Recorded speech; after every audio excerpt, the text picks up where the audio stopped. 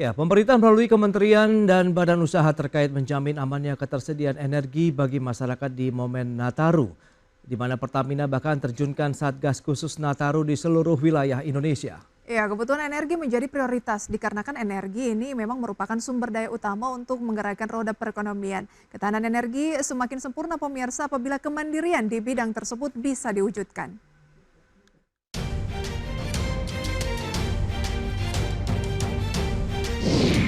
Pemerintah melalui Kementerian Energi dan Sumber Daya Mineral atau ESDM memastikan kesiapan pasokan energi saat Natal dan Tahun Baru 2025 aman dari sejumlah aspek, mulai dari BBM hingga LPG.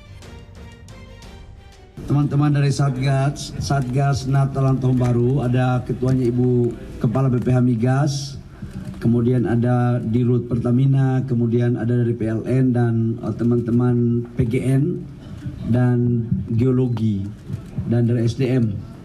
Kami baru selesai mengecek persiapan posko Natal dan Tahun Baru khususnya di 4 aspek. Aspek pertama itu adalah ketersediaan BBM yang harus tersuplai sampai daerah-daerah 3T. Yang kedua adalah ketersediaan dan kepastian listrik agar Natal dan Tahun Baru tetap harus berjalan. Yang ketiga itu adalah persoalan ketersediaan LPG yang harus kita pastikan agar Natal dan Tahun Baru ini juga tidak menjadi soal. Yang keempat itu adalah persoalan antisipasi bencana. Segala bentuk antisipasi dan persiapan pun telah disiapkan oleh pemerintah melalui kementerian dan badan usaha terkait, seperti PT Pertamina yang menurunkan Satgas Nataru di seluruh wilayah Indonesia guna menjamin amannya ketersediaan energi bagi masyarakat. Ya, dan kita akan melihat pemirsa beberapa tantangan ketahanan energi di Indonesia. Dapat kita saksikan bersama di layar ini adalah ketergantungan pada bahan bakar fosil, kebutuhan energi yang terus meningkat, cadangan energi fosil yang menipis, kebijakan energi terbarukan yang lemah, investasi besar dalam infrastruktur energi terbarukan, estetika atau membahayakan habitat dan pemanfaatan lahan. Baik pemirsa, untuk membahas tema kita kali ini mewujudkan kemandirian energi nasional, energi andal, negara lebih tangguh. Kita sudah tersambung ini melalui Zoom bersama dengan Mas Angga Wira, Ketua Umum Aspemindo dan juga tenaga ahli Menteri Bidang Infra Migas Kementerian SDM. Selamat bergabung Mas Angga Wira. Selamat malam Mas Pras. Mbak Resa, terima kasih. Iya, terima kasih atas waktunya di tengah libur Natal ya. Seberapa urgen Mas Angga melihat kemandirian energi, terjawabnya ketersediaan energi nasional ini harus ditingkatkan? Seberapa urgen untuk Indonesia? Sangat urgen ya, karena ini sudah menjadi arahan dari Pak Presiden dan merupakan bagian daripada asta cita yang beliau sampaikan mengenai ketahanan energi, ketahanan pangan. Ini menjadi salah satu yang menjadi prioritas ya dalam pemerintahan beliau. Jadi tentunya karena menjadi prioritas ya segala macam kebijakan arahnya ke sana dan tentunya kita butuh strategi dan kolaborasi bersama ya.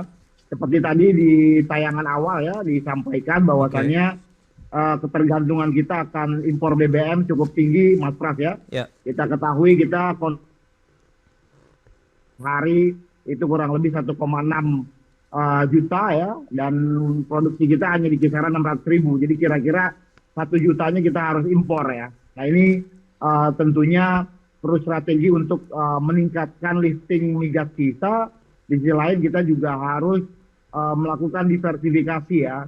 Belum lagi bukan hanya di BBM, di LPG juga kita impor ya, kurang lebih 8 juta ton ya tiap tahunnya, dan kita hanya bisa mengkonsumsi sekitar 2 juta, memproduksi di dalam negeri sekitar 2 juta. Nah ini juga perlu strategi yang tepat sehingga kita bisa melakukan substitusi ya sesuai dengan ketersediaan energi yang ada di dalam negeri Mas Pras. Mas Angga, lantas strategi apa yang mungkin urgent juga dilakukan oleh pemerintah begitu, mengingat bahwa lifting minyak dan gas bumi kita kan juga ini memang perlu segera ditingkatkan begitu. Nah, apakah ini bisa mengejar terkait dengan kebutuhan? Jadi supply and demand-nya biar seimbang begitu Mas Angga. Betul Mas Pras. Nah tentunya Pak Menteri bersama jajarannya ya, baik SKK Migas dan K3S, kita melakukan kolaborasi bersama-sama ya untuk mempercepat beberapa proyek-proyek strategis nasional ya.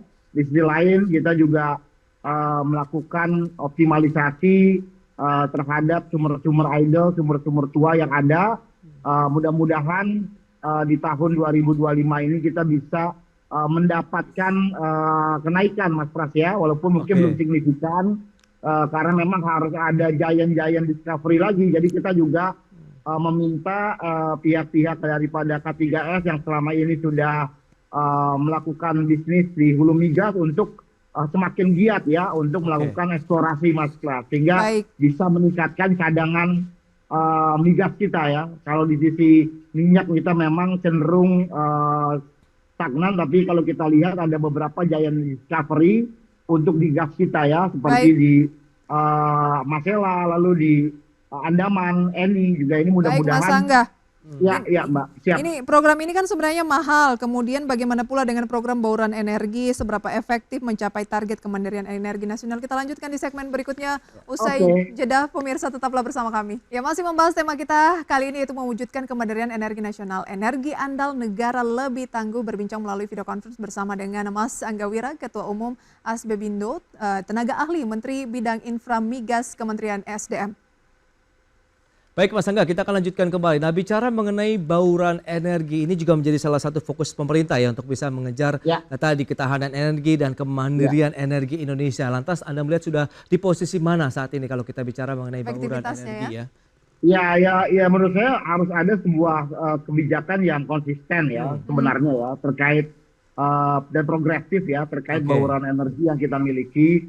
Sebenarnya kalau di sisi sumber energi ya untuk kelistrikan sebenarnya kita dibilang ini punya varian ya energi yang memang kita miliki ya. Contoh yang menurut saya ini bisa kita optimalkan itu adalah cadangan panas bumi kita ya, di geothermal misalnya. Karena kita sebagai negara dengan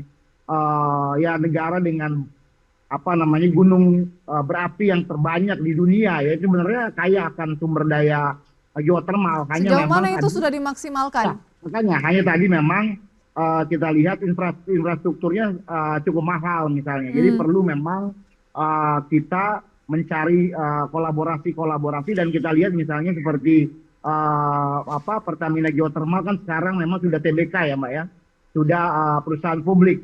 Betul. Yang saya rasa dapat memiliki kemudahan untuk mendapatkan sumber-sumber pembiayaan. Nah memang dari sisi RUU PTL-nya ini kita nanti juga akan RUU PTL yang akan keluar ya segera. Saya lihat juga PLN juga punya komitmen untuk meningkatkan bauran energi di sisi EBTKE ya. Nah ini yang kita tunggu-tunggu juga, dan harapan kami memang keselarasan antara energi fosil dan energi baru terbarukan ini bisa berjalan beriringan, karena sebenarnya kalau kita lihat dari data yang ada sebenarnya konsumsi untuk energi fosil ini sebenarnya cenderung stabil aja, karena memang konsumsi untuk energi fosil ini memang kelihatannya bukan hanya digunakan untuk energi, tapi untuk berbagai macam industri, misalnya industri petrochemical itu juga kan sedang tumbuh dengan baik, dan itu pasti membutuhkan suplai bahan baku yang besar juga. Baik. Mas Angga tadi ngomong soal geothermal atau panas bumi begitu ya. Nah itu kan butuh investasi yang besar. Misalnya selain tadi dengan Pertamina kan mungkin kolaborasi dengan swasta. Kemudian berapa kira-kira kebutuhan biaya pengembangan infrastruktur energi terbarukan hingga 2025? Atau mungkin kalau berbicara mengenai memaksimalkan geothermal tadi, Anda punya informasi tersebut? Sebenarnya ada green bond yang kita bisa dapatkan juga, dan dukungan pembiayaan dari luar juga terkait energi baru terbarukan juga cukup besar. Yang penting memang ada komitmen, dan tentunya dari sisi infrastruktur ya kita tidak bisa menyerahkannya hanya dari sektor swasta saja, harus ada insentif juga dari government untuk ikut bisa mendukung pembangunan infrastruktur tersebut, sehingga capex daripada investasi di EBT dan geothermal ini bisa cukup kompetitif ya.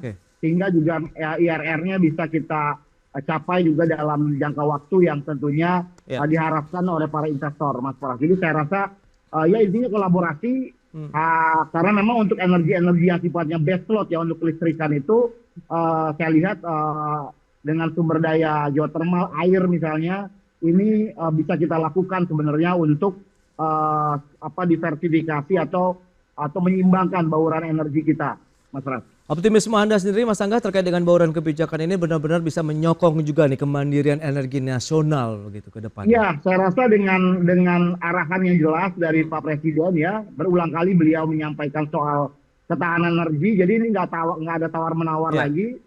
Semua pihak harus bersama-sama berkolaborasi. Saya lihat juga komitmen dari Pak Menteri SDM ya untuk bagaimana bisa mengurangi impor secara signifikan ya dengan mengoptimalkan resource yang kita miliki. Jadi ini harus kita kawal bersama-sama. Tentunya ini nggak mudah ya. Tapi kalau kita memang mau menjadi negara yang maju terdepan ya memang sektor energi ini harus menjadi sektor yang kita tentunya berikan perhatian secara khusus. Baik, Anda optimis karena Presiden juga sudah menyatakan demikian. Baik, semoga kemandirian energi bisa segera tercapai agar energi kita andal, negara kita tentunya jauh lebih tangguh ya. Terima kasih Mas Angga Wira atas waktunya. Sukses terus Mas. Selamat berlibur. Salam.